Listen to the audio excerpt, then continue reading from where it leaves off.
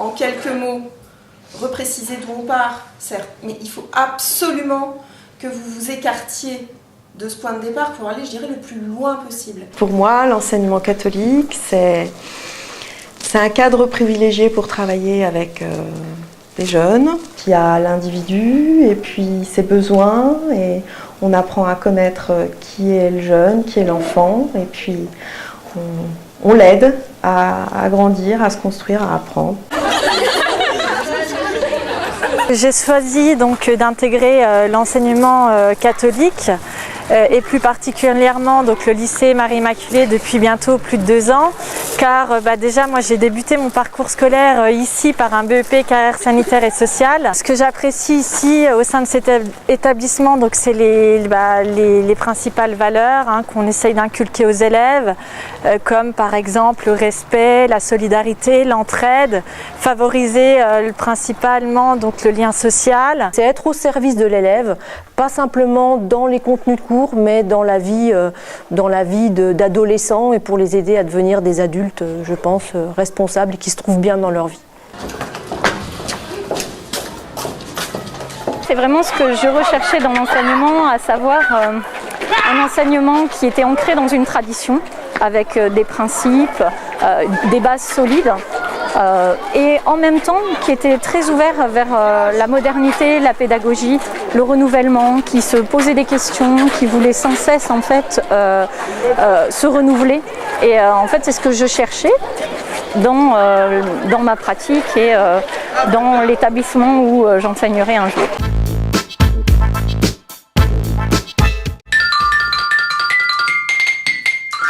Les relations entre professeurs et élèves sont pour moi différentes des autres endroits où on peut apprendre.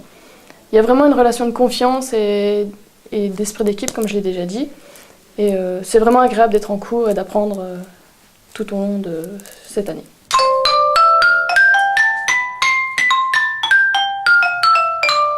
Et être avec les Sœurs de l'Alliance, ça nous permet de faire notamment beaucoup de partage, animer des messes par exemple, nous retrouver tous ensemble pour prier et partager la solidarité.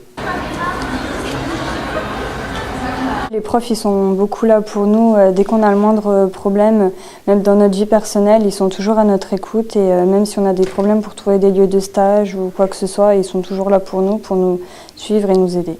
Bien sûr, on parle de la religion, à Pâques, à Noël, aux fêtes et tout ça. Mais je veux dire, c'est pas tous les jours, c'est pas tout le temps. Voilà. Et on est libre. On est libre. Si on a envie d'écouter, on écoute. Si on n'a pas envie, on n'a pas envie.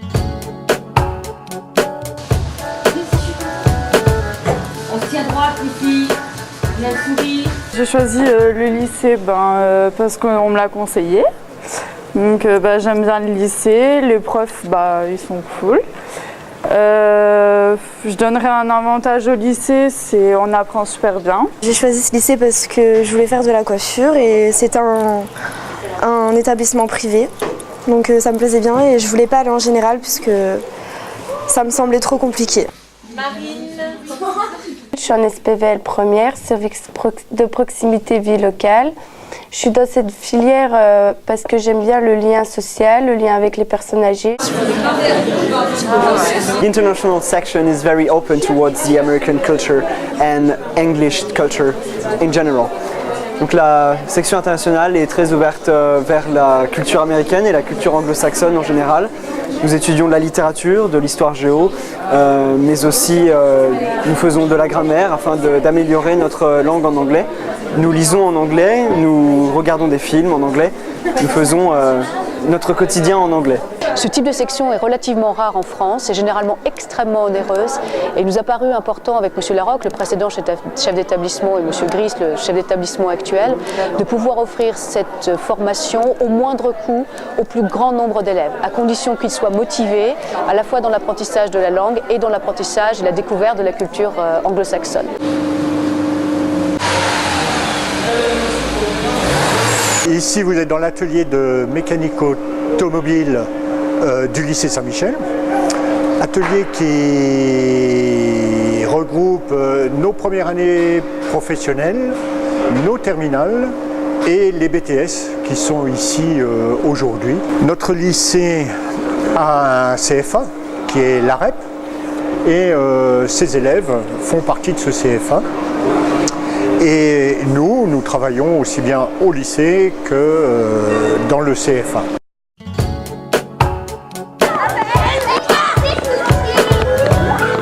La particularité de cet établissement, c'est qu'il n'est pas classé en ZEP. Donc nous accueillons tout type d'enfants issus de tout milieu. Et ça permet une grande mixité, une grande ouverture sur le monde. Que ce soit pour les enfants, mais aussi pour les enseignants. Et nous apprenons aussi par les parents leur façon, leur religion, leurs différentes façons. Et nous aussi, on leur communique et on échange et on apprend beaucoup de choses avec eux.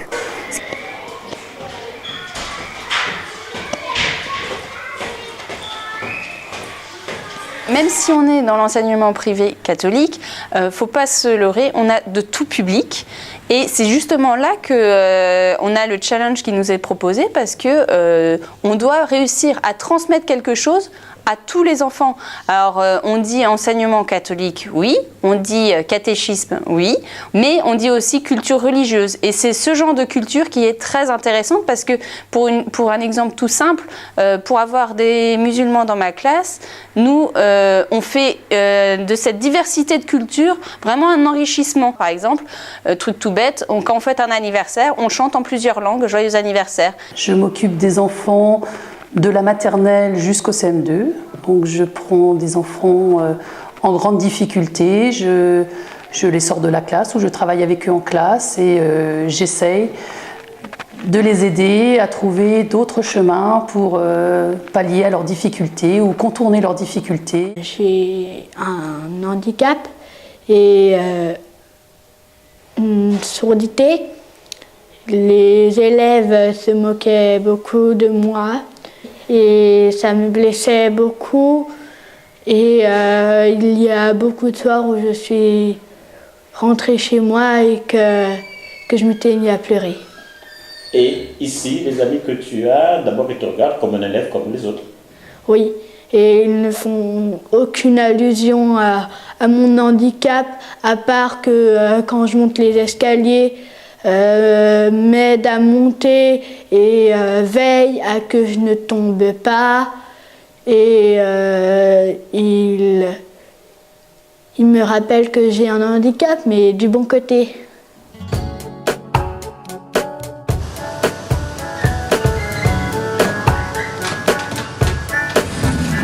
Je suis responsable de la restauration scolaire depuis 1986. Le mot cantine maintenant est banni et on appelle ça, nous, un restaurant scolaire.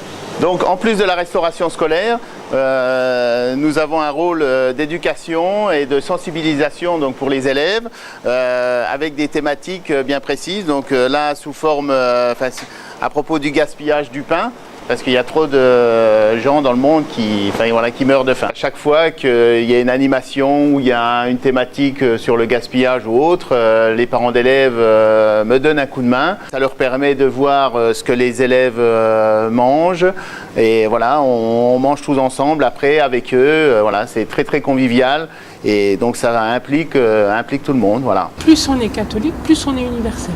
Dans notre congrégation, nous avons décidé d'accueillir tous les jeunes, quels qu'ils soient, peu importe leur religion, leur degré d'intelligence. Le principal pour nous, c'est de faire grandir la personne et de la respecter et de la conduire vers un plus. C'est la passion de l'homme, finalement. Pour notre fille, on souhaitait qu'il y ait un cadre, mais cadre dans le bon sens du terme, qui lui soit proposé. Je pense qu'on le trouve ici, et un accompagnement et un suivi qui est assuré de manière très, très efficiente. J'ai toujours été parent d'élèves actifs, puisque j'ai 3 autres enfants qui sont sortis du système scolaire. Donc il me semblait tout à fait naturel de poursuivre cet engagement ici, à la Malgrange. Le fait d'être animatrice en pastorale scolaire, je veux dire, ça répondait bien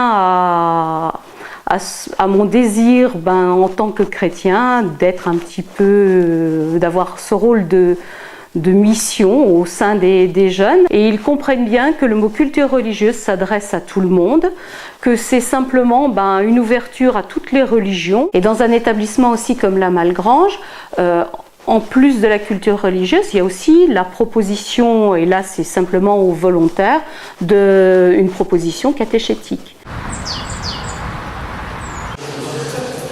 Donc la célébration, elle aura lieu le 15 juin, et il y a un temps de retraite, le 24 et le 25 mai.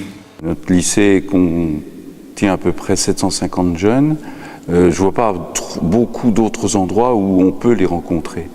Et en particulier ces jeunes, ici à Beaucerville, c'est des jeunes qui, pour un certain nombre, vivent des souffrances, des difficultés familiales, personnelles. Et le fait de les rencontrer, moi je me rends compte que c'est une bénédiction, vraiment pour eux et pour moi. Alors c'est plus des 4e, 3e que je rencontre. J'aurais envie de dire je fais ce que je peux avec eux dans le sens où, c'est des pré-ados et ils ne sont pas toujours faciles. Mais en même temps, ils sont ouverts et ils sont prêts à vivre ces temps de rencontre comme on essaye de le faire. C'est sans doute de mon ministère un des aspects les plus forts et les plus importants. On ne peut pas rester campé dans nos églises, il faut aller à la rencontre des gens et en particulier des jeunes. Grandir et faire grandir. Rassembler et se rassembler. Ouvrir et s'ouvrir. Accueillir et s'accueillir. Aider et s'entraider. Orienter et s'orienter. Écouter et s'écouter. Avoir du sens et donner du sens. Informer et s'informer. Connaître et se connaître. Construire et se construire. Partager et échanger. Vivre en fraternité.